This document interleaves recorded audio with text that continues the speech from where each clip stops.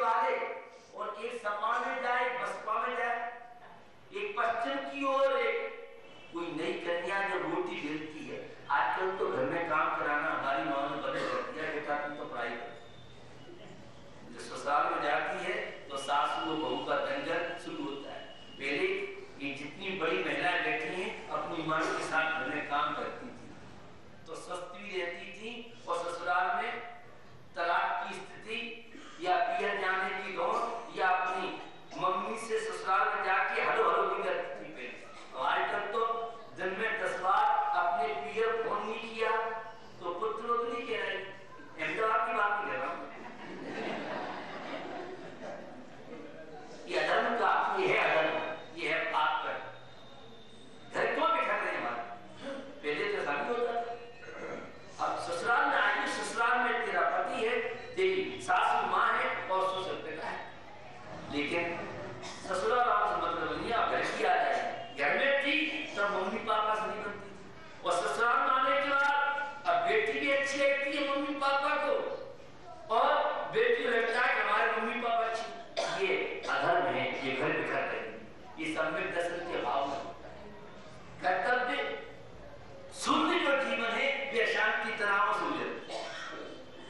तो संवर का महत्व पारिवारिक जीवन में जो महिला संवर के साथ भोजन बनाएगी वह सारे 63 लाख के पुरुष, पुण्यशाली पुरुष, धर्मात्मा पुरुष, संवेद दृष्टि और निरंतर श्रावक की 6 आवश्यक कार्यों में लगने वाले व्यक्ति आपको मिलेंगे जो संवर के साथ भोजन बनाएंगे। अब टीवी देखते हुए भोजन बनाओगे तो संवर रसोई घर से बाहर, चौकी से बाहर चला जाएगा।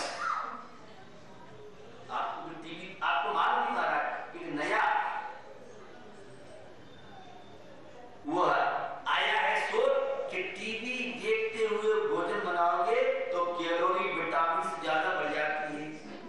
ऐसा भी कोई भी रिसर्च नहीं हुई है किसी विश्वविद्यालय में, और इसीलिए घरों में शायद इस टीवी में तो पूरे संबंध खराब करती है।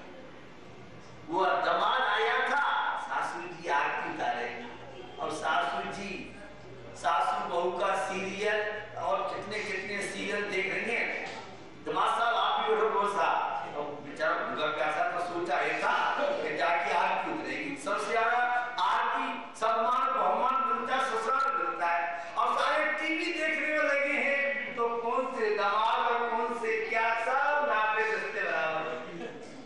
पति भी हर जगह पानी मांगता है, दूसरा दिन भर तो हम रसोई में लगे रहते हैं, ये सीरियल चल जाएगा, तुम बैठ जाओ बेटा, तुम्हारे काम ज्यादा बोले 3-5 करे तो कोई बंद हो जाएगा बेटा, चलो ठीक है। ये अधर्म की बात कर रहा हूं आपसे, ये बापाचारी की बात कर रहा हूं। तो कहने ही चाह रहा हूं कि कृष्णों की मंदता जहां होगी वहां जीवन में शांति मिलेगी। एक दंपति का प्रसंग आपको याद है, पति और पत्नी, सच्ची का भयंकर भूकंप था। क्या हुआ? रानी की मुख से आवाज निकली, उस बेचारे का क्या?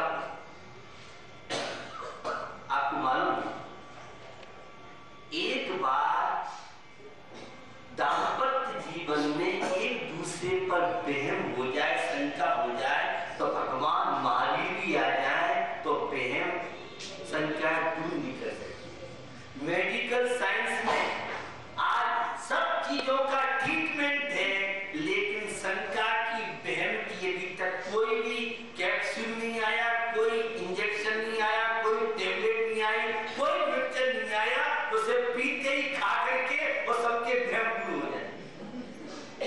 और 90% पति और पत्नी एक दूसरे पर शंकाएं करती हैं, जो शंकाएं नहीं करें वे दंपति नहीं कहलाते। ऐसा है नहीं?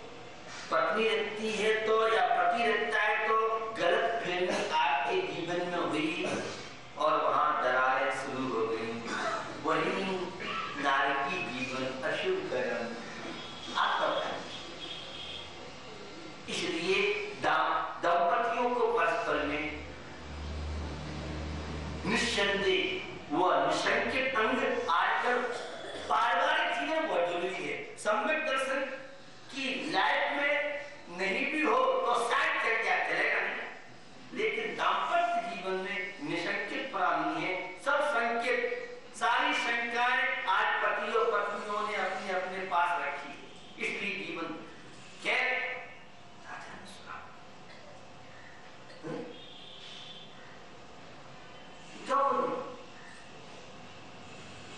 अरे निश्चित इसका किसी से कोई संबंध मन में विकल्प का था, बोलती और आदत किया कुछ नहीं, रानी के महल में आग लग। मंत्री बड़े समझदार होते हैं। राजा साहब का आदेश है बात, लेकिन आवेश है, आक्रोश है, कभी भी क्रोध में काम नहीं करना चाहिए। दशरक्षण पर्व, पावन पर्व चल रहे हैं, उसमें क्रोध के अभाव में क्षमा, अहंकार के अभाव में मार्दव धर्म और छल कपट के अभाव में आदर। और आज तो बिना मायाचारी के लगता है जिंदगी का मजा ही, ऐसा है नहीं? ये पंक्तियां आपको याद दिलाता हूं, मुझसे देखना।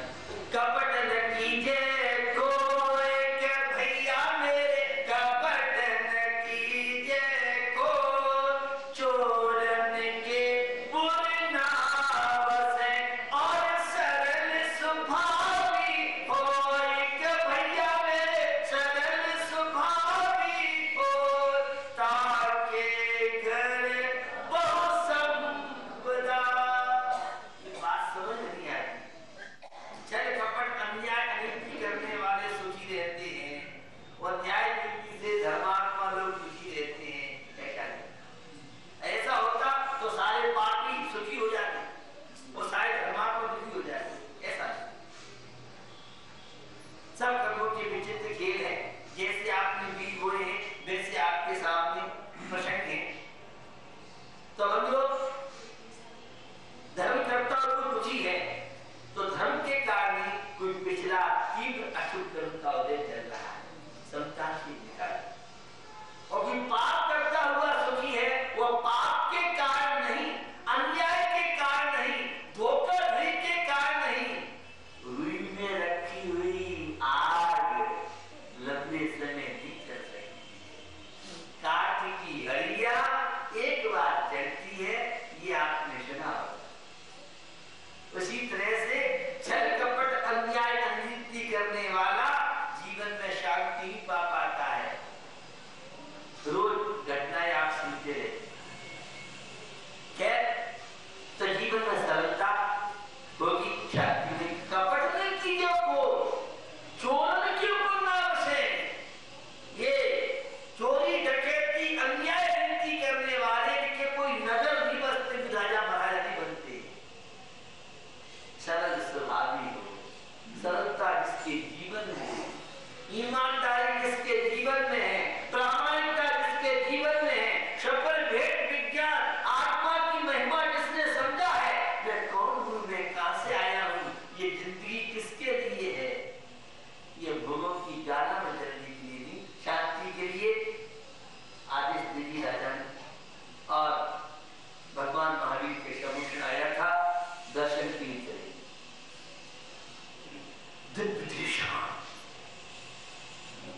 सदियों का प्रसंग चल रहा था और सदियों के प्रसंग में रानी चेलना सदियों में अपना एक प्रमुख स्थान रखती है। रानी चेलना का प्रसंग आपको पता, दोनों अपोजिट थे, एक तो कांग्रेस में था और एक भाजपा में था।